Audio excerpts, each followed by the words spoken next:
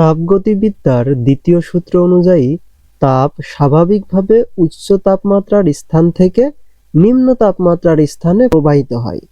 এর উল্টোটা যদি আমরা করতে চাই, অর্থাৎ নিম্ন তাপমাত্রার স্থান থেকে যদি উচ্চ তাপমাত্রার স্থানে তাপকে নিতে চাই, তাহলে অবশ্যই আমাদের বাইরে থেকে কাজ করতে হবে।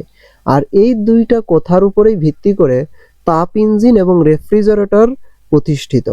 তাপ ইঞ্জিনের প্রধান কাজ হচ্ছে তাপকে কাজে রূপান্তর করা। এইখানে তাপের প্রবাহটা উষ্ণ স্থান থেকে শীতল স্থানে যায়, আর ফলাফল কি, আমরা কাজ পাই।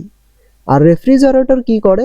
রেফ্রিজারেটর কাজ ব্যবহার করে, অর্থাৎ বাইরে থেকে কাজ প্রয়োগ করে আমরা তাপকে সরাই। কোথার থেকে সরাই?